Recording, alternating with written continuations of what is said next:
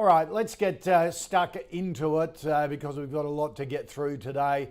In terms of our first half hour, we'll be taking a look at Ingham's, corporate travel, Grange Resources, Adairs and CSL. So a real mixed bag there, but a really good mixed bag. First up, stock of the day. Thought we'd take a look at Platinum Asset Management. Hit all-time lows this morning at around $1.72 a share.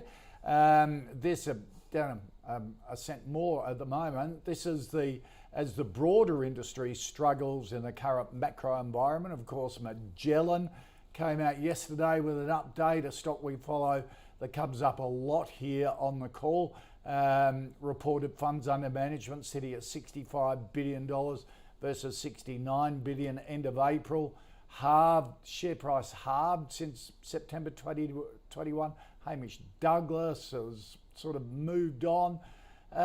So what's the panel think first up of Platinum getting to a record low and the sector generally? Mark, is it one just to avoid? I think it might be at the moment. I mean, certainly you haven't had a lot of fun being involved in these stocks for the last sort of 6 to 12, maybe 12 months.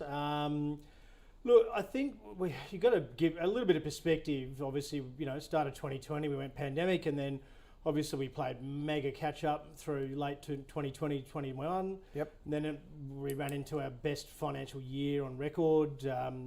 And then we've sort of gone sideways since, and now we've got inflation issues and rising interest rates, etc. So, look, the level of uncertainty and elevated level of VIX has not been a fund manager's friend overall.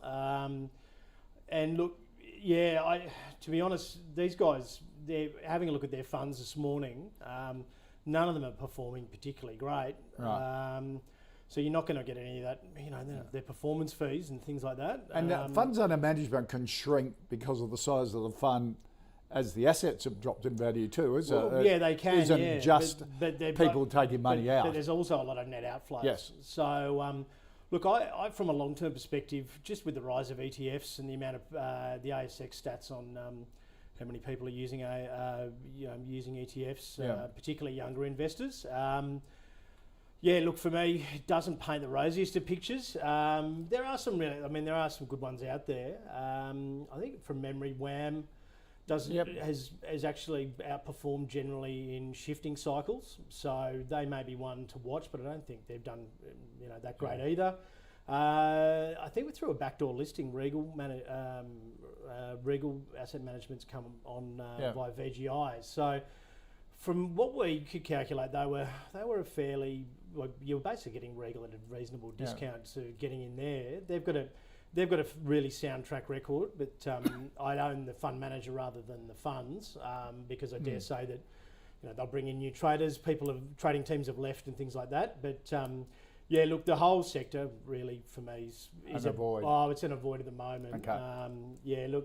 Look, it's a real metrics trap because it's got a low PE versus sector. It's got a great numbers, but look, if there's net outflows of funds, all of those numbers don't mean anything at all. So they've also Magellan's been removed from the ASX 100, and then I think these guys have been removed from the ASX 200. Right. So there's going to be pressure on these guys from index fund sellers as well. So I'm a sell. Okay.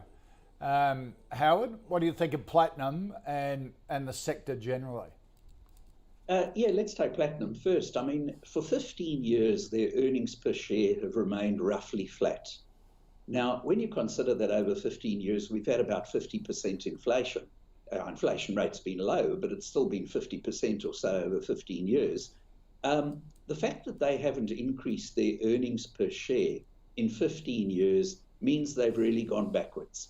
And if you'd been invested in them, hardly surprisingly, the value of your shares have gone backwards, as in fact they have. So yes, they're at record lows, but there are two main pressures going on in the whole funds management industry at the moment.